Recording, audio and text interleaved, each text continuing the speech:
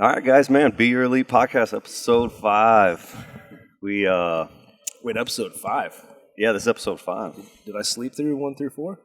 Well, if you haven't listened to them yet, that's a problem. No, I'm kidding. So, You didn't do your homework. Lucky enough today, we sort of had that. My wife called it the He-Man Woman Haters Club, with a throwback to the Little Rascals, because she was like, "Oh, just a bunch of men get together and then there's no women allowed." And I'm like, "Well, it's not that they're allowed. We don't know any outside of our wives. Maybe, I don't know."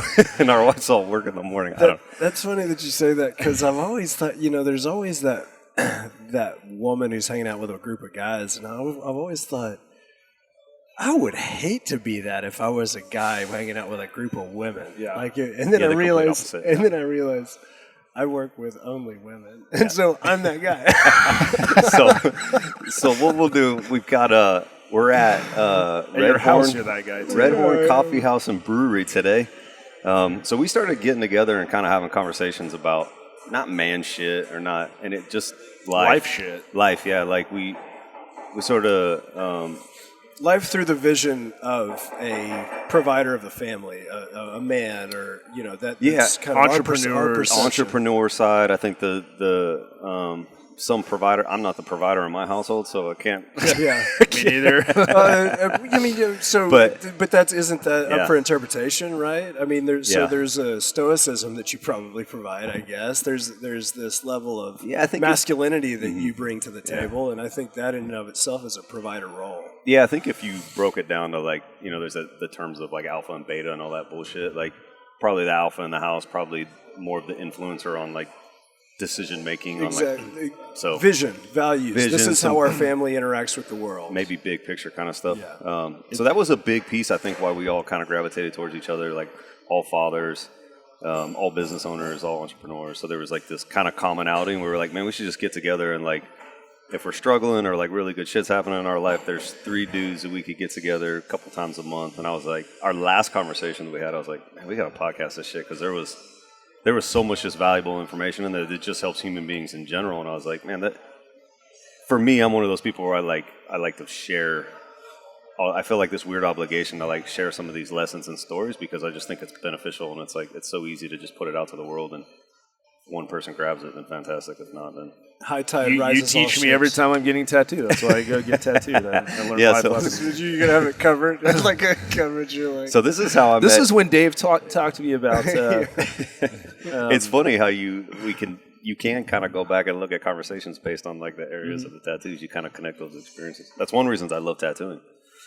So anyways, we'll kind of go around, and we got Max Kerr. I don't know what your dental practice, because you have 2 different names, right? So I have about 4 or 5 different locations of a business. 2 specific businesses. Wait, as what? The fuck? I Yeah. thought you had 2. Well, so I have 2 dental offices. One is Vista Ridge Family Dentistry, just down the road, and y'all know that one. Mm-hmm. I have another dental office, which is Rock Point Family Dentistry, which is about 5 miles further. I guess it'd be west. And then I also own a sleep apnea services business, which is Sleep Better Austin.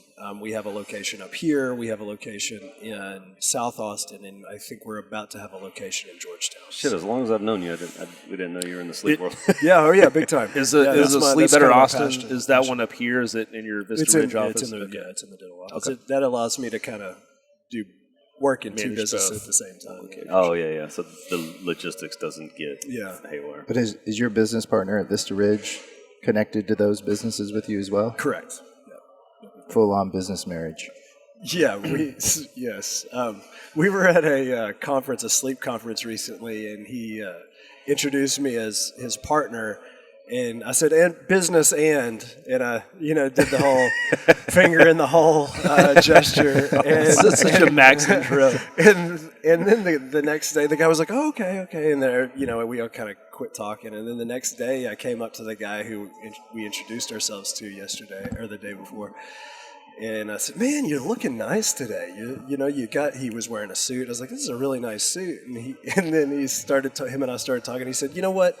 I think it's really great that you and your business partner can run a successful business together, run a successful business together, and then come home and live with each other. And I said, whoa, no, that was this whole finger in the hole thing was just a joke. And so that's a funny conversation, though, how people think that partners can't work together, which is interesting that's true. to me. Like, I mean, you and Danielle work together. Yeah, like where does that stereotype come from? And I don't think my wife and I were. That's where we met.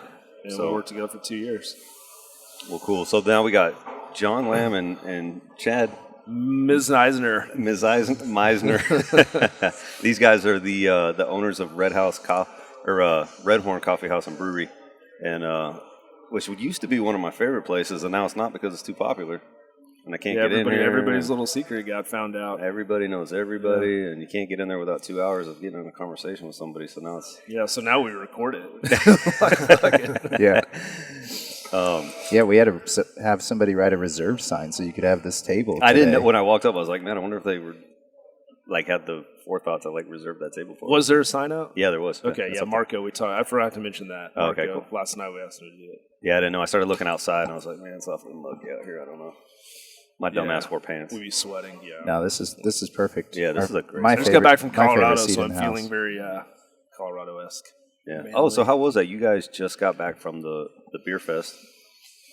Some call it beer fest, some call it work. What would you call it? A shit show. Yeah. Especially when you're with Jon Lamb. Hours, GABF, right? Great American Beer Fest. Yeah, you were with us 3 or 4 years ago. And, if you want details of the experience, we do a separate podcast. Chad. Yeah, well, I don't remember any of it. You don't remember any of it? So it was a good experience. There's always a who partied the hardest, and usually if you're with Jon Lamb, he's in the running, and he took the cake this weekend for sure. Is it almost an identity that you're trying to live up to, or is it just kind of... Yeah, I think subconsciously, that the first 2 beers kick in, and that... You're like, I'm going to win this. You've seen Old School with Frank the Tank? Yeah, Frank the Tank, I was going to say. No streaking yet, but wouldn't shock me. Yeah. One of these years. I call him John Scott Van Lamb when that happens. Oh, it gets like that, huh? Jon Lamb does not have a wall when he parties. It's quite impressive. How did this turn into? I, on the other hand, I don't know if I'm. It's great. It's great content. So people are going to want to party with you when they hear this. I see my wall coming, and I just leave. I just Irish goodbye, and I'm like, my night's coming to an end. John sees the wall and climbs that shit. Climbs another one, and he's like a kid. Someone needs to tell him. The Forrest we're Gump going to bed. Drinking. Persistent. I'm an ambitious guy. If I see an obstacle, I'm like, I'm gonna go through it. I'm gonna conquer. Well, cool. So what's new, man? What's going on? I think it's been 3 weeks since we sat down and chatted. Yeah, which I appreciate you guys' time. I mean, when we first started doing this, I was like, okay, and just trying to find a place in my schedule. And then after we got done hanging out, there was just like a rejuvenation or a good feeling afterwards. Yeah. And so definitely coming back for that. So yeah, it's been a couple of weeks. Well, I think that's an interesting, I think I was reading something this morning, one of the blogs I came across, and it's like which was a funny read because it was like you essentially turn into the people you hang out with, not the other way around. Right. And I was like, well, what if the people you hang out with are reading the exact same article and they're trying to turn into you? Yeah, is there? It's back to that universal, that Westworld, what we've talked about. Are you a fan of Westworld? Yeah. Yes. Is everybody? I haven't seen it. So I'm starting to think that this is less a commentary on what the future holds, and it's more a commentary on what we are in the current situation that we are with the evolution of the human consciousness. Because people are now starting to get their voice, kind of like this podcast, and kind of like the AI robots in Westworld. They're now starting to get their voice, and the moment they get their voice, they're trying to turn violent on their oppressors, so to speak, or their creators. They're pushing back. They're pushing back, which is, I think, something that we're actually seeing in There's probably some little metaphor there where, the awakening is. It's weird because maybe just in mankind or just human condition, we sort of kind of go numb through whatever, and then maybe there is some kind of weird awakening. Yeah. There's a lot of layers in that one. Well, so many people in general, and I feel like we're fortunate in this realm where we are a lot more free to do what we want when we want. We take that opportunity, right? That's why we started the business as we started. And certainly we have responsibilities, routines that we have to be active in, whether it's with our kids. But so many people are wrapped up in this like cog of life. Yeah, for sure. Yeah. They're just in this cog of society. And I think that show represents that. So many people are in this preset. They narrow that routine down to like a fucking day, right? It's like, this is your day over and over and over. But once people open up and they start listening to people and hearing, they realize, I've got a choice. I don't have to stay in the same shit for 30 years and go do something else. Well, and it's a hard conversation with people because you're like, the body and your mind likes rhythm.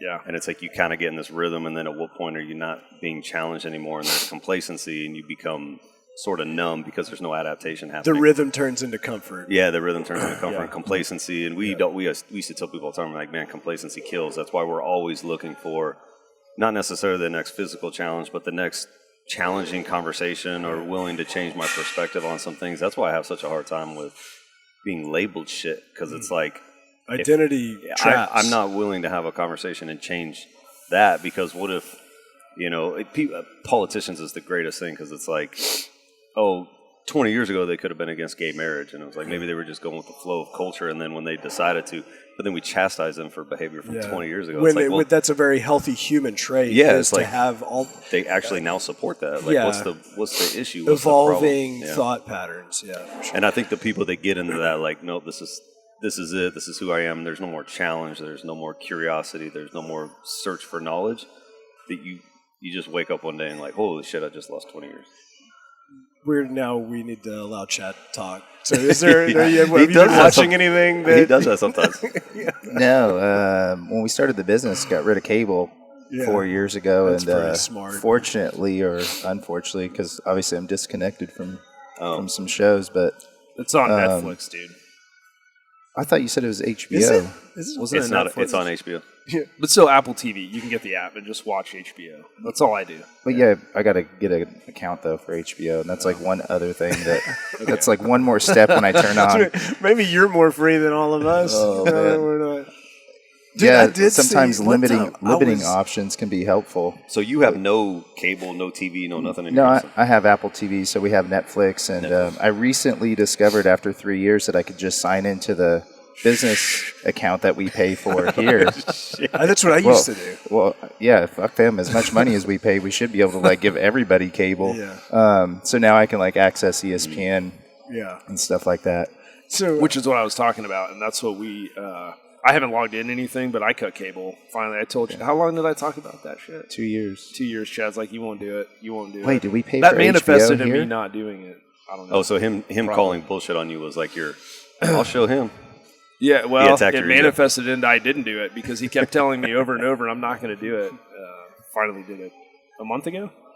So is that like football started? What's your guys' reasoning behind that? Is it just to like be more minimal, be more mindful, not be trapped into the numbness of entertainment? Like, what's the for myself and my family when John and I were writing the business plan, and it really started to evolve, and we started to get some momentum and started to get excited, and obviously Sarah, John's wife, and Casey, my wife, and our families had to be on board.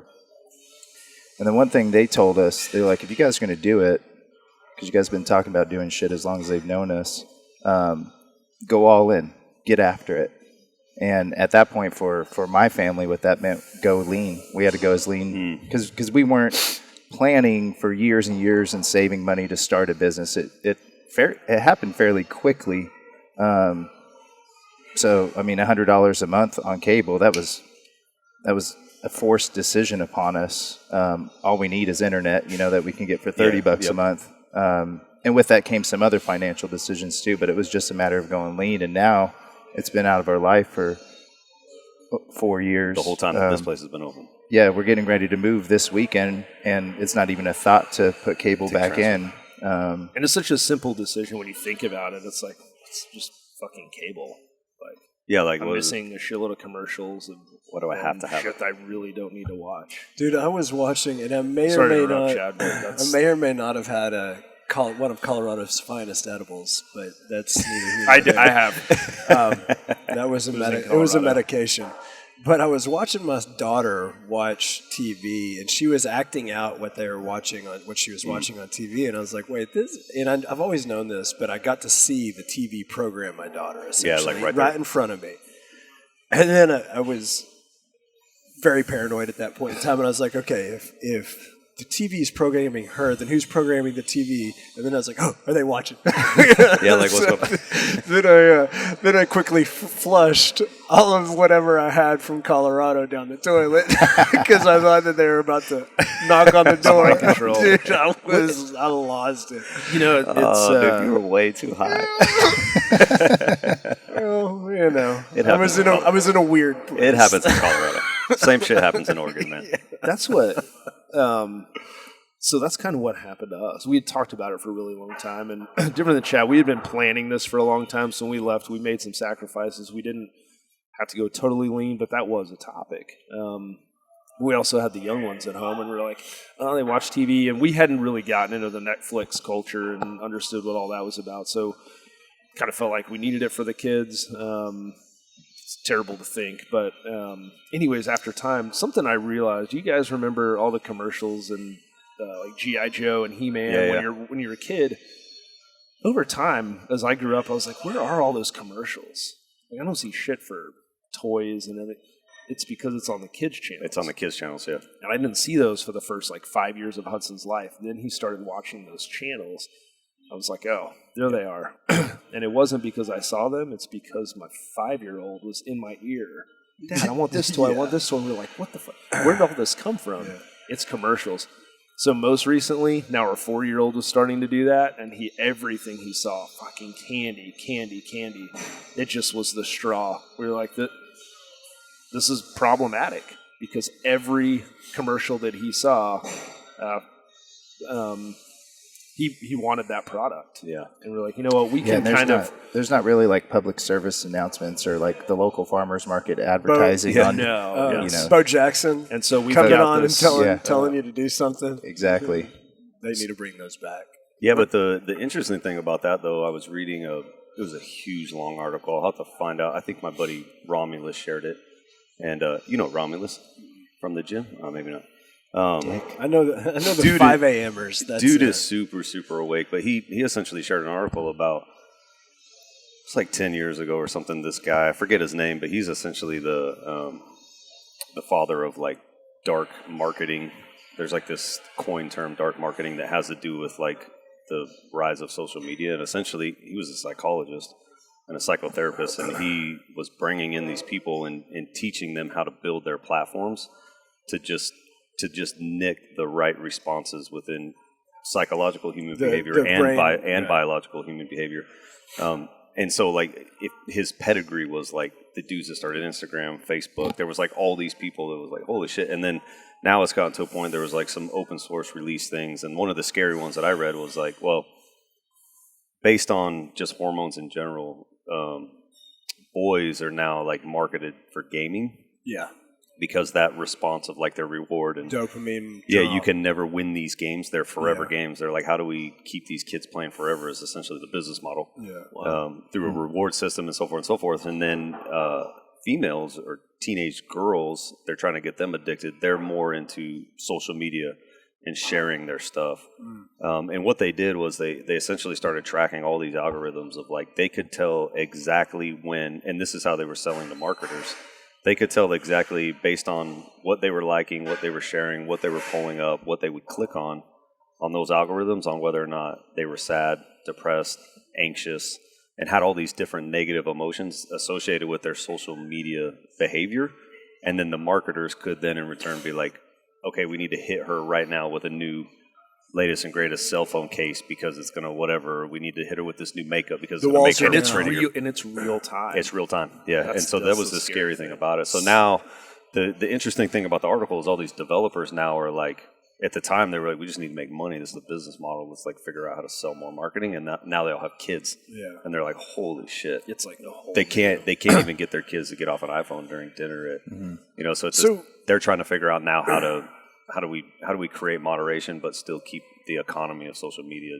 So this was a big topic of what I was kind of meditating on this weekend, and for a tangible to do, what I'm going to do is I'm going to put a fishbowl on we have a bar that everybody kind of essentially gathers around, kind of like a table or whatever. I'm going to put a fishbowl in there. My phone's going in it, Mom's phone's going in it, and then the iPad technically won't be able to fit in it, but at the same time, that will be the visual representation of no screen time, and that way we can all hold each other accountable. And I'm hoping that I don't want to take away technology from them. Yeah, no, you can't. This is where it's the going to evolution go. of our world. It's where it's going to go. Her friends are going to be wanting to be all about it and all that. But I do want each one of us to hold each other up to these boundaries that, as a family, we set. And so, for me, the visual representation of the fishbowl with the phones in it is kind of where we're going to go as a family. Did you see with the new updates they have screen time? So you can go within screen time and now set, I only want to allow myself 90 minutes a day for social media. I only want to allow myself 30 minutes for banking. I only want to do, and then you have where your screen goes dry. It shuts down all the apps. Yeah. Mine's from 8 p.m. to 6 a.m. Huh. So if you go to open an app, this little timer will come up and be like, nope, we've shut down for the day. And you can hit ignore limit, and it'll just come on. It's that simple, but it's at least now with the update they've at least given you that visual representation. And now with your kids, you can put social media 1 hour and put a passcode on it. Yeah. So after they've exceeded that hour, the passcode will come up, and if they don't know it, they can't get into their social media anymore. That's really good. So then there's just like if they don't have it, it's like they'll just put it down. Well, because for you and I, it's hard enough, but for these kids, they just don't have the building blocks to be able to have that resistance or that.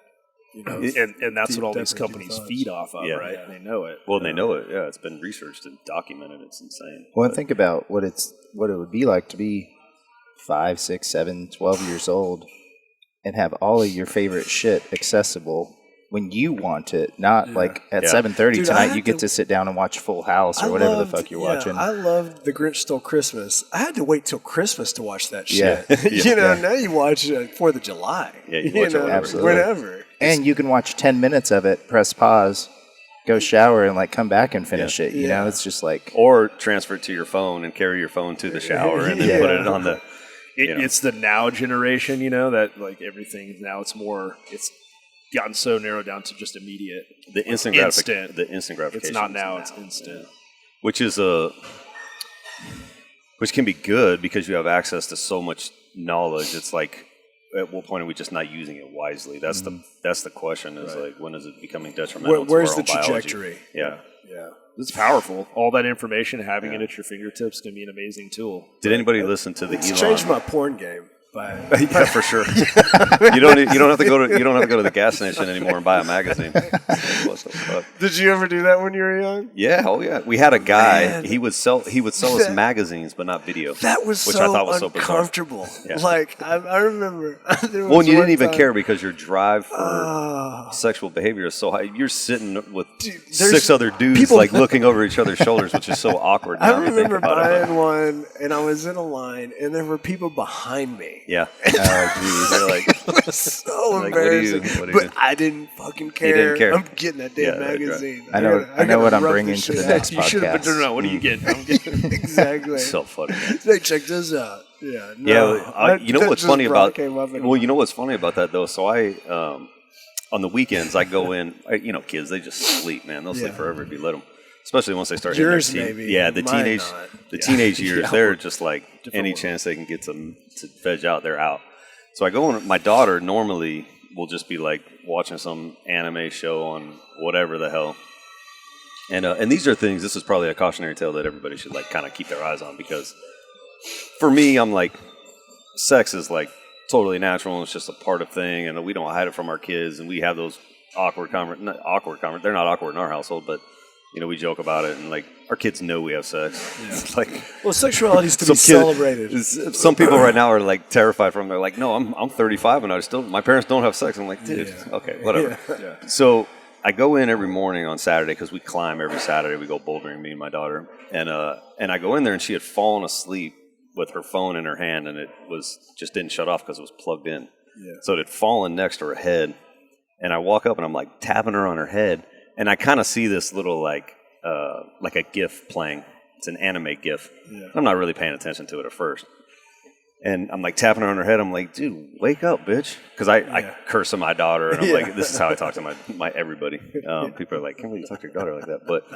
And she like wakes up and she's like, what? And I look over at her phone, and I shit you not, it's an anime, really, voluptuous anime girl having sex with this probably 2 times the size demon. Yeah. With a tentacle porn. Oh yeah, like it's what do they call it? Japanese thing. I don't know. They call it. Anyways, I'll think of it in a second. But so I'm kind of watching it, and I'm like, what the? At first, you're like, oh, it's my daughter's phone that's not computing, right? Yeah. You're like, what is she watching? Yeah. And I kind of start noticing. I'm like, the girl's riding. The guy's sitting down. The demon's sitting down, and the girl's riding on reverse cowboy.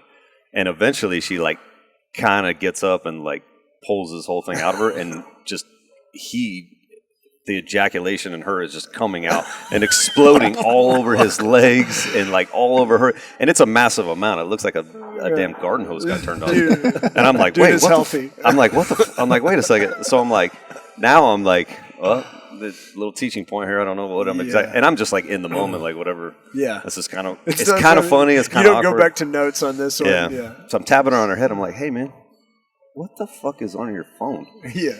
And she knows if I start escalating language, like, because I'm kind of getting stern now, like, hey, what's going on here?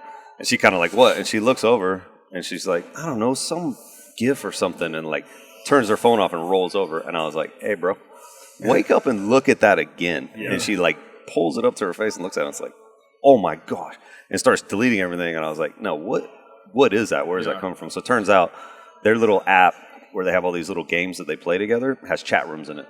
Yeah. And you can get added to a chat room and not have to accept it or refuse it. That's a part of their algorithm to get people engaged. Huh. And so she was in like 10 chat rooms, and she's like, yeah, it's probably, and so this is the scary part, is it like, was it a 14-year-old, us at curious us at 14 child? Yeah, just sending this gift to 42-year-old bald man sitting at home. So me, I had to sit down I had to sit down with her. I was like, man, you got to delete all these chats and all this bullshit.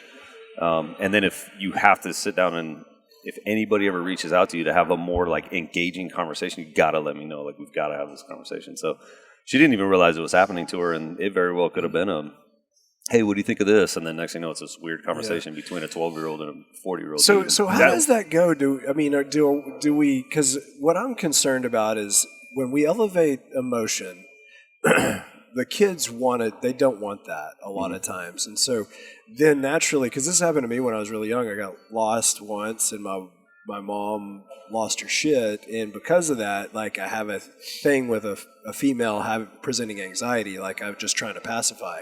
Yeah. And I lived my whole life doing that, and so I know if I raise emotion to a level that seems difficult for a child, that's going to set them in a way that would provide a defense mechanism. So, but we really want this out in the open so we can have these discussions, right? So we can say, hey, dude, the reason we don't want this is because of this, and so we need to start thinking about this. No, I'm concerned. Honesty. That's the thing that I think is the scariest part for parents, and it's one thing that I think me and my wife have like crushed with parenting, is that like we've had absolute honesty with our kids. Like, based on even our year this year, I talk with adults and they're just like sinking in their seats, like, oh my gosh, I don't even want to have this conversation. Dude, I took my daughter climbing, and we sat on the bouldering mats.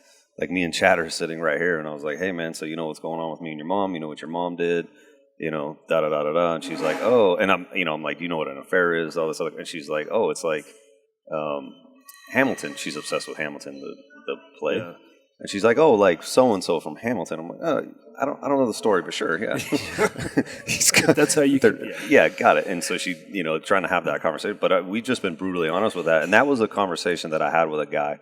And he said, James Fitzgerald, actually, the founder of OPEX, he was like, he goes, man, I grew up my entire life with a bunch of unknowns with my parents. And it created anxiety within me because there was just this unspoken language that like they were pretending everything was okay and maybe it necessarily wasn't okay. Yeah. And he's like, the biggest gift you can give your kids is that they understand all the emotions connected to it, so they're not filling the gaps with assumptions in their own heads. So it eliminates a lot of the curiosity kids can have, because especially now with the information age, if they're curious, guess what? They're going to figure it out. In human nature with most people, the kids will want to plug themselves in the situation and be like, how did I contribute to this? Is this my fault? Is this my shit? And that will hinder a lot of their growth. The truth shall set you free. Yeah, there was one this weekend again in my meditation. I realized, I love that you're calling it meditation. It was a meditation retreat with medicines that aided I can't wait to meditation. go on this retreat with you. But one of the things I realized is, okay, my daughter is going to be sexual. Yeah. This is something that I'm going to, and we need to celebrate sexuality, especially feminine sexuality, so it doesn't turn into a disease. Yeah. Because a cry for attention, because it's such a powerful state for a female and a male to be in, but especially a female. That can really go off the rails in a way that can end up hurting her later in life. And so I think celebrating that as a father is going to be difficult, but at the same time, it needs to occur. Super hard. Well, we need to do it with our wives too. You're aware, and that's probably the biggest step that a lot of people don't even think about taking. Yeah. Well, you when something is painful, you want to run away from it. I want to run away from this conversation. That's why I'm not saying shit. Yeah. Do you have daughters, right?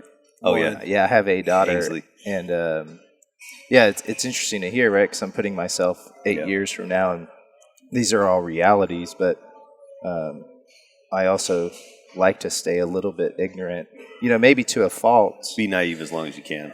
Yeah, almost. And I don't know. Like, I'm literally uncomfortable talking about it because I'm thinking about what 8 or 10 years looks like. It's just weird. Well, it's just like anything. Like our 8-year-old came home the other day. He's like, "Hey, what's gay?" And Sarah's like, "Okay, it's time to have that conversation." Yeah. Not that we hold anything back, but we sometimes, up until this point, it hasn't been a necessity to have that conversation. She didn't say your dad. she said, Dr. Kerr and his partner over there. We Vista Ridge. We did joke around. So all the moms are on a text thread, and they all share these anecdotes about what happens with the kids at home, or but probably talk about the husbands more often than not. That's why she's deleting the text. Yeah, right. She's deleting them as you're going through. But be careful. But she did. She's like, "Hey, by the way, so Hudson came home and asked that," and they were like, "Oh, so how did it go?" Because we haven't had that conversation. She's like, "Well, it started off like this. John said, well, Mr. Dave and Mr. John ... because that's kind of how we started off." Anyways, y'all don't know John and Dave, but they're friends of ours, and we were like... I thought you were talking about me and you. I was like, no. Did this guy roofie me at some point? Did I miss this? So he was right. I would have enjoyed it, I promise. Did I miss this? How we responded was exactly how he said. But we took our daughter to my cousin. She got married to a woman. And so, we all went as a family to a lesbian wedding, and it was basically all about. It's a love story. And that's what we told her. Yeah, they love each other, and that's so they want to spend the rest of their lives together. We spent a lot of time talking about. We didn't say they lick each other's boxes. They're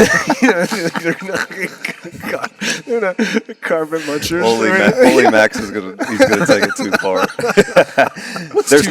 There's no line in this podcast. Just we're like, look, it's very for us. It was very easy because we spent a lot of time talking about differences. They're at the age where they're recognizing differences in people, and whether it's hair color, eye color, skin color, height, weight, whatever it is. And so we explain to them like.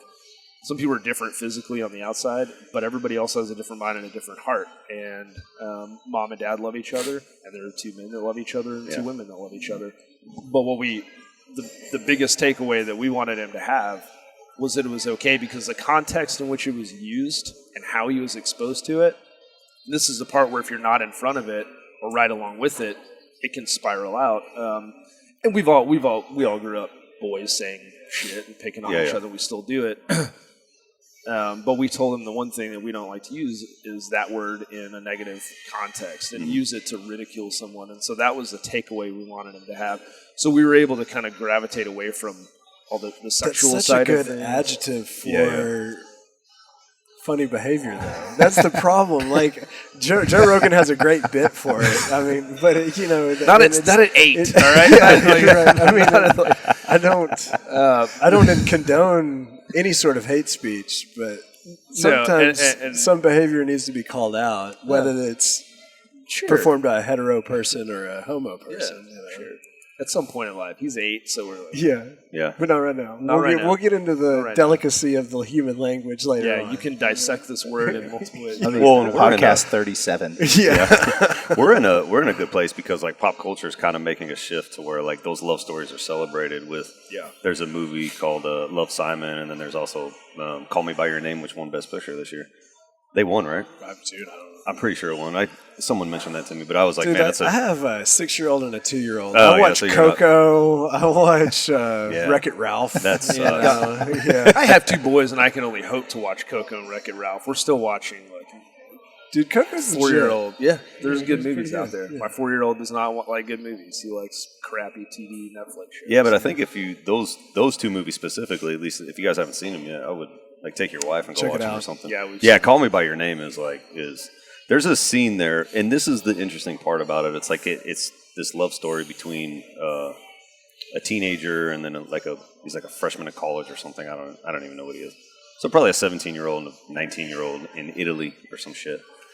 And his parents are hetero and have been married for 40 or 50 years or whatever. And essentially the young dude gets his heart broke in one way or another. And he comes home and his dad's just in his studies. His dad's like a professor at a college or whatever. And he just sits down and has a father-son talk outside of sexual preference and everything. And it's just like, dude, love is X, Y, and Z. But it's the greatest cinematic. It's like sounding super romantic right now, like I'm over romanticizing this thing. But it's the greatest cinematic father-son conversation you'll ever hear. Yeah. Like I fucking bawled my eyes out in the theater. Yeah. Like I was with Danielle, and this guy starts going down this thing, and then the dad starts getting so like, I mean, these are actors, and I would have thought that these fucking 2 grew up together. And I had fucking bawled my eyes out during the entire speech. It was probably 15 minutes. I think there's a good if point. I would. It's amazing. It's amazing. So there's I'll go grab us some more coffee real quick. Yeah, I don't think so. Appreciate it, buddy. You're trying to get out of the conversation is what it is. He's like, I got to get the fuck out of here. Roll up with that black mug right there. As I kind of evolve as a man, I realize that there is this balance of masculine and feminine in each person, right? Yeah. And there's masculine traits and feminine traits. Preordained. This is just the way. This is the archetypal man, archetypal woman, and we share both aspects of it. And with each interaction that we have, it changes. I mean, our soul, our home base is always our home base. But as we add experience, that might move slightly, just a little bit here and a little bit there. But, what we're trying to find is we're always trying to find compatibility within our relationships. And so sometimes that shifting happens when, like, you and I, we're almost the same type energy, right? But you and I will probably shift those energies slightly just so we can maintain our relationship in a way that's healthy for both of us. You're tuning your frequency constantly. Yeah, because we don't want to have those two same we don't want to have north against each other, or else we'll repel each other. And you and I have actually seen this in our relationship. I mean, through we've been hanging out since probably about 4 or 5 years. 13, 14. Since you've opened Red Side. And there was always kind of this kind of give and take as we get to know each other a little bit more. And so, I think that just kind of came to me as you were talking. And what not being aware of that, I think, is really dangerous because then you go back into that identity trap that you talked about earlier where, I am this, and because I am this, then damn the rest. And you also create your own biases within yourself. So like a lot of people, the perception I get, and I'm learning this now because I'm starting to have like a little bit more deeper conversations with people that may perceive me a specific way, because people, they have this like, he's completely tatted up, he's super fit, he's got the super hot wife, and got some really little dick. Yeah, he likes to deploy and shoot things. He has guns, and so people automatically go, "Oh, well." I thought you were talking about me at first.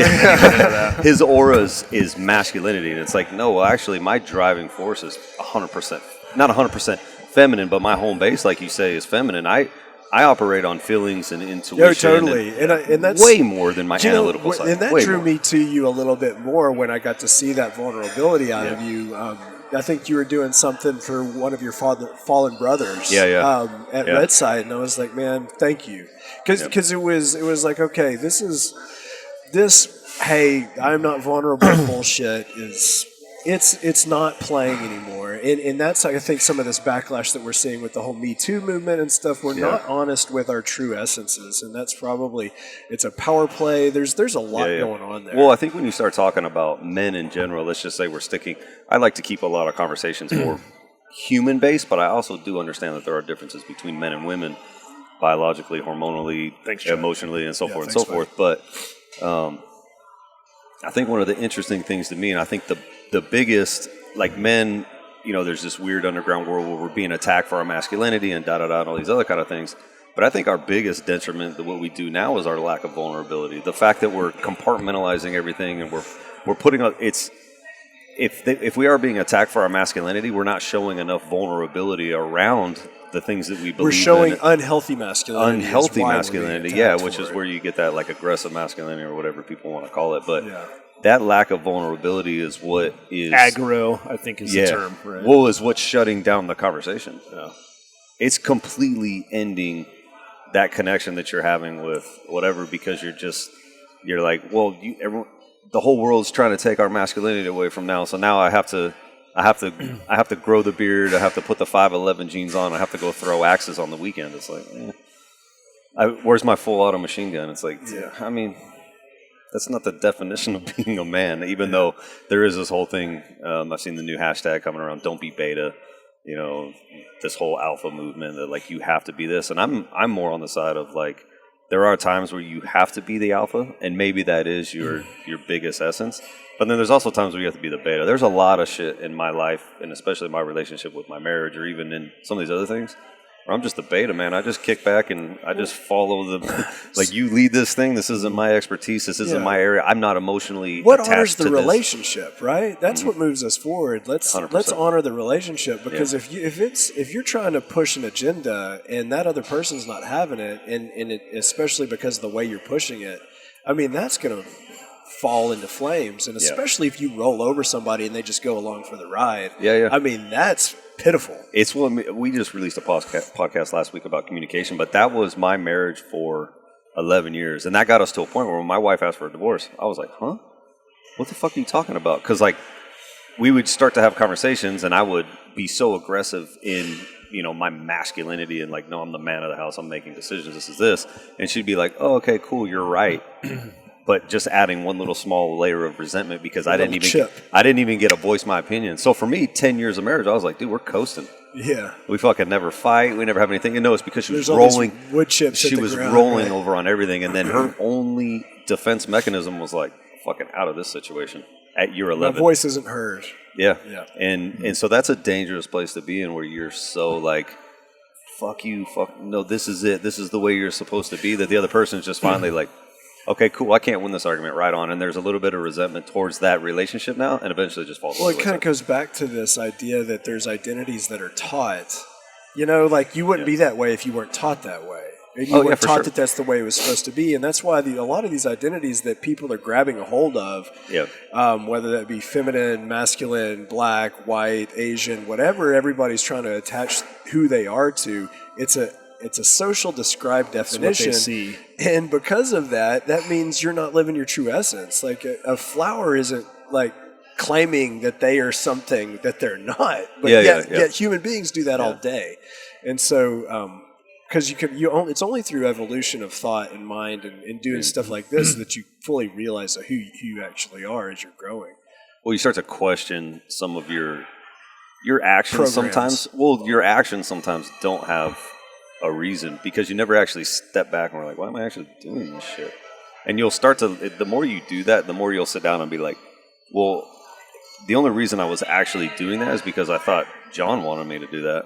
Yeah. But I actually didn't even really want to do that. And I was putting energy into that. And then you realize, like, oh, that's gone. Which is a manipulation of Jon, which is sucks. Yeah, thanks. No, you're manipulating me. Yeah, exactly, because you're trying to live up to his expectation, which is. And how do you know what my expectations are, too, right? That's a lot like living for somebody else, and it's on some levels, it's putting your shit on them when it's really your own shit. Yeah, like expectations that you don't even meet. Or I don't even have, but you think I've got them. Yeah. That's one thing that Jeannie and I have tried to do, and it's hard because you don't think about it, but we kind of we really start trying to draw boundaries with each other. Say, you know what, that's kind of not what I want, and then we honor that, and that's that's actually allowed us to grow more by saying, yeah, this is kind of where this goes, you know. Yeah. We found, you mentioned the coasting through 10 years no fighting. We've recently talked more and more. It's funny, as we've become parents, there was a certain time where we drifted, and we have those moments where we get closer and closer because we have to bond and be this parental unit together. So you have to be unified force. And again, we break and we swell, and it's an accordion type of parental relationship. But you think everything's fine for 10 years because you don't fight, and you realize, wow, it's probably because we're not communicating. There are a lot of things that have come up over the past couple of years. Not terrible, but it's crazy how communication is the most fucking difficult thing sometimes. And the truth, which seems so simple to just say, is the fucking hardest thing to do. Because you're worried about that. Yeah. Well, the fear. But and sometimes that's not even fair. Back to putting your own shit on them. How do you know that what you're going to say isn't actually better for them to hear? Yeah. But you're afraid, and that's not fair to them. So that's not fair for me. Well, I always joke with people, why are you always trying to predict the future? Yeah, exactly. Well, and why am I trying to project what Sarah's going to feel without even knowing what she's going to feel? And I wonder if that's because we haven't forgiven ourselves for what we're about to say. Sure. Like if I think that she's not going to like what I say, then maybe I don't like what I'm going to say, but I need to still have compassion for myself in enough that, half the shit that we do, we don't know why we're doing it. It's just because we're a robot that has all of a sudden started doing it, and then we're doing it. And then not having compassion for that is something, we have to have compassion for our past. I mean, like the kid who was in line getting a nudie magazine, I gotta love that guy. Oh, way to go, dude. That's just he was way cooler than I am now. Yeah, dude, I'm telling you. And so, to hold that against myself is almost just, it's being the obstinate father that again is creating the issue that all of us are talking about here, this lack of trust and lack of communication. Let's make Chad uncomfortable some more. What can we do here? Well, part of communication is listening. I've got a nudie magazine here, Chad. Chad right now is crushing the communication game. He is just absorbing this entire conversation. I like to sit back and listen. That's kind of how I communicate, actually. I think we need to have a podcast with Chad, and it's just silence. I sometimes don't have a lot of words, but I was thinking, oftentimes communication, we probably get tied up in thinking of how somebody is going to receive, right, their emotional response to what we're saying. And sometimes there was an instance actually in Denver this weekend at JBF. My wife jokingly said, are Sarah and I the only wives that kind of tag along to this thing? And I was like, yeah. And she was like, oh, that kind of hurts my feelings. And in my mind, I'm like, why the fuck does it hurt your feelings? You asked a question, awesome. And I said yes. She's like, well, I don't know why it hurts my feelings. It just kind of did. Yeah. So if I ask the question, it's a black or white answer. Yeah. There's no, you don't have to pussyfoot around it. Just, you're not going to hurt my feelings because I asked the question. Well, if I ask you, what do you feel like eating? And you say a hamburger, and I'm like, cool, let's go to In-N-Out. And you're like, no. I'm like, what? You said you wanted a hamburger. Why weren't you specific that you wanted to go to Mighty Fine instead? So, well, I mean, but also that means that she didn't want to be that. But there's a negative connotation to the tagging along, which when you that say, she made up in her mind. She made up because to me it's it's awesome that y'all love them so much that y'all want them tagging along. Or maybe that's not the case. Maybe that's what she's really. I love that they go with us. I think it's really like a mini vacation. Yeah. But to me, that was a very concrete question. Yeah. Could I have been like, Well, no, not really. I'm sure there's other brewery, blah, blah, blah, and she maybe would have felt good, but I see what you're saying, like I mean? trying to decipher how she wants you to respond. Yeah, so then when I responded with, and her response back was like, oh, wow, that kind of hurts my feelings. Now I'm like, okay, next time, do I need to, like, program yourself, Chad? I think this touches on what we were talking about, the masculine and feminine. The feminine, they communicate an emotion. Like that, like those words meant nothing. It was the emotion conveyed a lot of times. And so the masculine is like what you had described. It's systematic, black it's and white. analytical. Yeah. Well, and you nailed it. It's masculine and feminine. That's not male and female, right? Because I, just like you, a lot of times operate on emotion.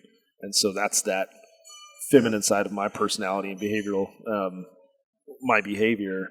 So we all have it. But back again, it's like not boiling it down to men or women. It just so happens that a lot of times it's like that. Yeah, a lot of times too, I know personally I can protect my wife. So I get it. Chad and I have this conversation a lot. We have a cool business. We get to hang out. Like if we want to drink a beer at any point in the day, we go to parties. We go do all these things. The reality is we want to be home more than we want to be at work, and that's I mean, we have to be here and we want to be here, but point is, we're not going to the party. Yeah, we're not going to the parties all the time because we want to be with our families. But on some level, this is back to the conversation we have. We get it. Our wives are working jobs, and that often they necessarily don't want to be there are plenty of days where they're like, "Fuck, man, I don't want to go to work," or "It sucks," or whatever. And we protect our wives, or I do. I don't want her to know. I'm not trying to hide anything, but I don't want to be like, "Yeah, we just fucking partied all day and drank beer, just shotgunned a beer for lunch," or whatever it was. And so we project that on them. And so we invite them to these things. We want them to go along, but it's not a forceful thing because I've had plenty of conversations with Sarah where I felt like, oh man, I've got to go to this event. Maybe I shouldn't invite her because she wants to go. Well, that's not fair to her because I've asked her and she's like, I fucking don't want to go. Yeah. But I feel this guilt and this sense of responsibility to ask her, or invite her because I think she's looking at all the shit we're doing all day and she's like, I want to do all of that. But that's not the reality. Yeah. Looking at the highlight reel and being like, I want to be a part of the highlight reel. It's like Instagram. Well, and that's what Sarah, she's there's like, a lot let me be a part of your the Instagram. highlights. There's a lot. And she loves being a part when she wants to be. So I'm like, all right, we'll invite you. Just like this weekend, right? We've got 2 events going on and she wants to go to both, so that's great. But I'm not going to force it just because I feel guilty. Because you feel guilty about it, that I've got to do it. Because I think may not want to fucking hang out. That's one of my big things this year. Is like they're like, how did you get to this point? Where are you at now? Like your energy is X now. There's just a little bit of like polishing and refinement in the way that I kind of action daily. And I was like, man, I've just kind of been living by this mantra, just become unguiltable. Yeah. And they're like, what? And I'm like, dude, I am unguiltable when it comes to anything. If I don't want to fucking do it, I just don't do it. So I have a mindset coach, and she said, don't ever feel like you have to do something if you don't want to do it. Yeah. Like, just don't do it. Just don't do it. And just, know that your side of the street's clean and just say, hey, it's just not something I'm into right now. I can't do it. It's nothing against you or anybody else, but it's just not my space right now. Yeah, I talk about this all the time. One of the things that came up to me when you were talking about it, it was this weekend I went through kind of a meditation on death, and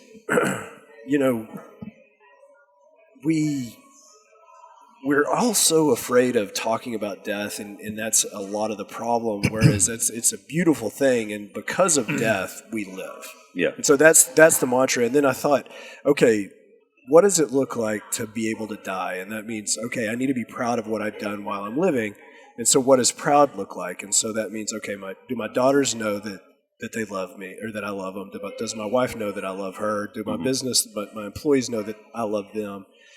And everything said yes. And then I said, okay, well, how can I elevate that love prior to me dying? And it came back to, well, you can put the phone away. And so that's kind of what we were talking about earlier, and that's why I got the fishbowl ideas, because if there's any question, if I'm not ready to, like this unguiltable idea, if there's any question in my mind, then I'm going to try to remove that before I die. And so, technically I'm ready to go right now, but while I'm not going, I'm going to work on making sure that those things, I can uphold those things and not have any questions in my own mind. Yeah, and it'll continue to shift, right? Like totally. And that's the part that I think a lot of people are like, no, I'm going to action on these 5 steps, and that's going to be it. Yeah. The other thing about it's a moving target. Yeah, the other thing about becoming unguiltable is in the beginning it's hard, because the thing about it is the moment you start living for yourself, and then what that does, that relationship with yourself and finding that internal peace around, I'm just not doing shit that I don't want to do anymore, and I'm only doing things that fulfill me at my highest values and all these other kind of different things. The moment you start doing that, the moment relationships start falling off.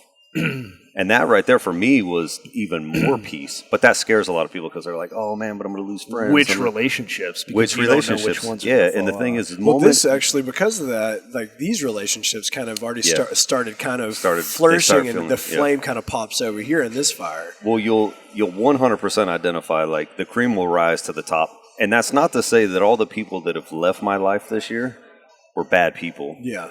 They just didn't fit in my values and in my conversations and the things that I was looking to achieve. And maybe it's only at that time, right? Because that could 5 years from now they could be 5 years from now they could be right back in my life. But the problem is, and the fear for a lot of people and why they don't want to do that is, it's like they automatically start going to worst case scenario. It's like, well, fuck, man, if I start doing that, my wife's going to hate me, and then my kids are going to do this because now I look so selfish. And it's like, in a way it does, but it creates so much. And it reverts back to that book, The Way of the Superior Man by David Dida, right? Like he talks a lot about this, building resentment. There's resentment that you'll build within yourself, and then someone else, because they're feeling that slight unauthenticity, that disingenuous behavior from you. And the moment you start getting away from that stuff, you really start identifying where your highest relationships are. Yeah. And you just put more energy into that. That's a great book. And it's a wonderful book. It's amazing. I tried to I sent it to you. If you haven't read it, you need to read it. And one of the things he talks about, is getting a cohort of men that hold each other accountable. Yeah. Well, it's a super masculine book, and it hurts a lot of people. I have a bunch of feminists that were like, so where does this, I say feminists, but they identify with feminist qualities. But they identify with masculine feminine qualities. Yeah, and they're masculine feminist qualities. Well, they read that book and were like, they were so offended. It has nothing to do with you just gotta sexuality or sex. It's all about the interplay of the masculine and the feminine within. It's a little bit patriarchic, the patriarchic system, a little bit. Yeah, but if you know David Dida, he is not that. Yeah, not that at all. Yeah. So, but I can understand why people put that off for so long, because you're going to lose a ton of relationships, a lot, and you just have to be good with that. And that's a hard place to be in, because it's like I have family I don't talk to anymore. I have people that I talk to weekly and almost daily that like I haven't fucking heard from them in 6 months, and it's by my choice. I actually definitively shout out text, and we're just like, hey man, I hope nothing but the best for you, and this isn't a slide on you. You're just not good in my life right now. So you made a declaration. Oh, yeah, absolutely. Yeah. Well, because the thing is like the passive aggressive conversations you have with people it's going to circle back around, and then you're going to start getting back on that road of like, oh, man, I feel bad. Like, I don't want to hurt their feelings. It's like, dude, I'm not trying to hurt your feelings. I just have to do what's best for me right now. And the energy that we have, our frequencies, they're just not tuned. Yeah. Sorry, man, you're out. So I don't feel I have to be so overt about it. I mean, for me, a lot of times, if it ever was like, hey, I really wanted to hang out, it's like, yeah, I do. I wouldn't mind hanging out with you either. Mm-hmm. However, man, this is priority 1, this is priority 2, this is priority 3, and unfortunately, that's kind of where I'm at. Yeah, and it's not because of you. It's just because family, business, spirituality, those are what's going to take the majority of my life. And so, I might get you in about 6 months if you're all right with waiting. Yeah. But that's the world. You talk about getting back to this this theoretical Westworld Matrix environment. We only have this life for a short period of time, and this world is this time is finite. So, who's to say if you deflect those people out of your life that it's really a big deal? Yeah. They'll be fine. They'll be fine, and in like 3 days, they're going to forget that any of that happened, most likely. But because the relationship wasn't that deep, anyways. Yeah, and if not, it's okay. But we have to just be our best selves, be around the best people, and not do that shit and have those relationships with those other people, because you're really doing it for them if you think about it. Mm-hmm. And if you're putting all your energy in for them to protect their emotions, like you're leaving yourself out of it. There's something peaceful and comforting. There's something peaceful and comforting about your wife. Because she's my highest valued relationship, above my kids, above everything, and I've defined minus myself. But there's something comforting and peaceful to know that if she's sitting down watching The Outlaw Josie Wales, which she fucking hates more than anything, but it's one of my favorite movies of all time. If she's watching that, it's because she fucking wants to be there to spend time with me, and I know that. And if I'm, I sat through and watched. I don't know if you guys watch the TV show Outlanders. Hopefully you don't, because it is fucking horrible. It is horrible. But my wife knew that, like, I would rather spend 4 seasons watching this shitty show just because I knew she was enjoying it and I was spending time with her. If I didn't want to be there, I would have just got up and went and played fetch with it, which I did while she was watching some of the episodes. I would just get up and okay, I need a 30-minute break. I'm fucking out. And she genuinely knew, like, okay, he's watching not because he's into Outlander, because he's into me. Yeah. And that's genuine and it's authentic. And there's something comforting and super peaceful about that. When each one of you were in it for what you were doing, she didn't change the channel for you because she thought you wanted to watch something else. She's like, I'm doing me. I'm watching Outlander. And Dave wants to be with me, and if he doesn't, he's going to get up and go. And that's kind of the beauty in it. What were you about to say? I was just thinking about being unguiltable. We're talking about people, right? Prioritizing people, and sometimes it's not even people. As business owners, like the 4 of us have plenty of other shit we could be doing right now. John and I have to roast throw up a few hundred pounds of coffee today, right? And emails and different things. Sometimes it's about prioritizing those too and finding time for the 4 of us to sit down and have a cup of coffee every couple of weeks. Because that shit's still going to be there. Yeah. John and I are going to roast coffee whether we start at 10 o'clock or 8 o'clock or 11 o'clock tonight. It's going to happen, right? And forcing ourselves sometimes to go, okay, this is more important because maybe there's something in it selfishly. Maybe there's something in it collectively. Mm-hmm. But we struggle sometimes as entrepreneurs. I mean, how many times have you guys sat here even get distracted like, fuck, like I could have had this done already. Yeah, or, task. It's like, fuck those things. Yeah. They don't have to be a burden on us. But, so I've always kind of tried to figure out what does it mean? What is the path of the master, like especially in a kind of samurai sense or a Ronin sense, Mm-hmm. And it's not that individual got quicker or got better or has the best technique. It's that individual is in the flow state. They're doing, and maybe they had to do all that training to get into the flow state. But, I don't know if y'all have noticed, but when we sit together, it's 100% flow.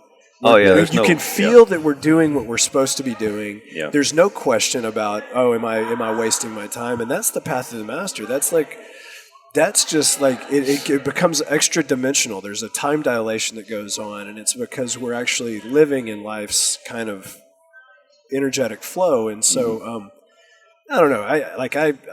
Like I said, and that's that refilling of the cup that I felt last time when we got to do this. Like, it was just like, oh, wait, this is energetically positive, and I can take with it the momentum to my other aspects of those life, those little tasks. Well, to your point on, so I made a shift into understanding that, like, when you start talking about death, it's like, is this conversation always going to be here? No.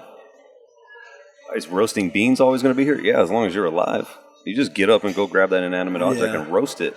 But if I fucking die in a car accident on the way home, these conversations are over. Yeah. Forever. Yeah. So it's like, when do you start looking back at some of those highest value relationships and go, man, I could have had a better experience around some of those relationships had I just looked at some of these minute tasks and just put them off. Yeah, but my to-do list was clean. Yeah.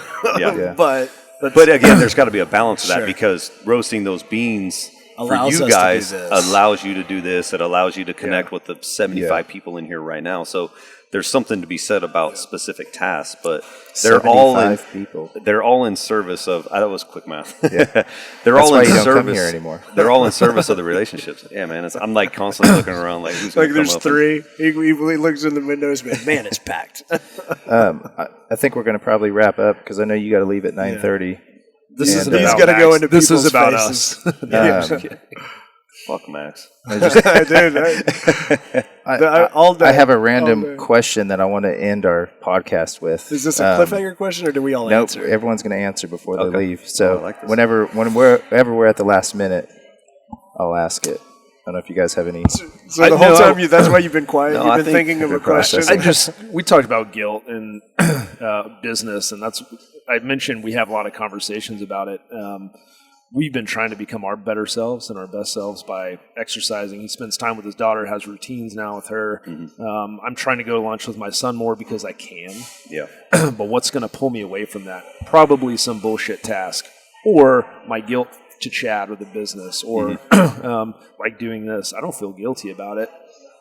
Initially I did because I was like, man, our team is just seeing us sitting here. Yeah. I feel like we should be doing something to model like hard-working behavior. But that's not the reality. If this is going to make us better, then that's great. Chad always tells me every day, what did you say the other night? You sent me a text message about riding my bike. Are you going to ride your bike tomorrow? And he's like, I'm going to fucking do that every day because you need to go do it. But I feel guilty if I go leave for 2 hours to go do it. But we have to be okay with that shit and back to being unguiltable, especially if we tell each other in our business relationship it's okay to do it. Fucking believe it. Don't pretend like Chad's pretty open and honest guy. We've learned a lot about each other, and if Chad says something, it's not bullshit. Yeah. But my own inherent bullshit sometimes won't believe it. Yeah.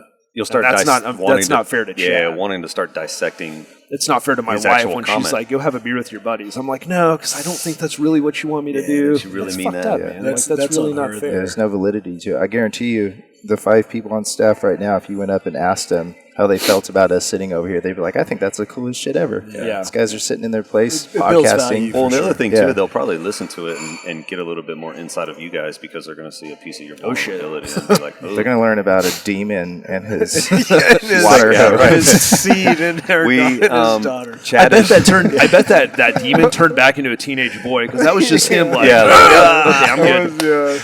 This poor lady over here, she's probably never coming back. I will say, I had to take my headphones off a minute ago and be like, how fucking loud are we? Like, no, it sounds super loud, but it's not. I'm talking normal. But I appreciate the candid conversation. Yeah, question. So, back to Denver the other night, we partied pretty hard, and we ended up at dinner probably at 10 o'clock at night, and everyone was pretty fucked up. I just got to say, when it's about Denver and I hear a story starting, I'm kind of scared to hear. I don't think John remembers any of this, but Zach, our third business partner and head brewer, just started firing off the dad jokes and inappropriate jokes and the would you rather jokes.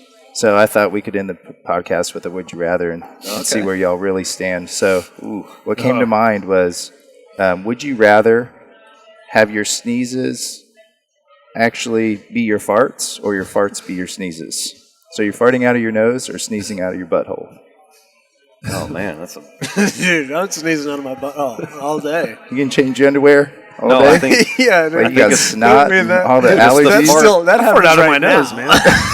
Because dude, I'm already doing it. First of all, everybody loves the smell of their own brand. That's just the way it is. But also, if you're farting out of your nose, it's all coming out. You're not going to smell it because... Yeah. It's just going to bypass you. Everyone else is just going to smell it. The amount of farts that I have I think I'd have some sinus issues. Man, you need to work on your gut health. So I want to hear from this guy who can clear this whole damn... Oh, definitely farting out of my nose. I'm kind of proud of the stench that I put out. I think the fact that logistically it's easier. Because eventually your pants are going to get wet. Yeah, unless you're dissecting. Unless you're Max, and that's already part of your life.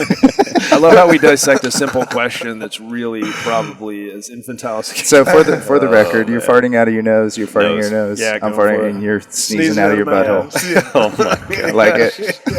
So, we should set up a quartet. Oh man. No. So for everyone listening, if that paints a picture of the four of us, like, shit. How do we end this thing? You can go to YouTube and you can see what all of us look like. Yeah. Like, are these really grown men, or is this just a bunch of teenagers that got together? Yeah.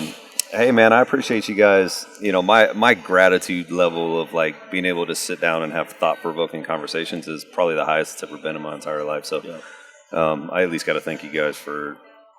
When I brought up, it's always like one of these weird, uncomfortable things. Like, hey, do you guys want to podcast this? And it's like, are you guys actually being like, yeah, let's entertain Dave. Let's fucking put this shit up. No, dude, I was excited Yeah. about it for sure. We got to keep it going. So I yeah, had man, no I'm guilt, bro. super, yeah, right. Let's be Yes. unguiltable about this thing. But Yeah. super grateful to have people in my life now, and that's one of the greatest blessings I think with some of my transcendent this year is that a lot of those relationships that people actually value stuff like this is starting to rise to the top, and super grateful that you guys are sitting at the top of my latte. Likewise. So Yeah. so yeah, man. Yeah, thank you guys. Yep, Do it in a couple more weeks. My cup is full. All right, guys. Be Your Lead podcast. Thanks, See you brother. next time. Yeah. Cheers.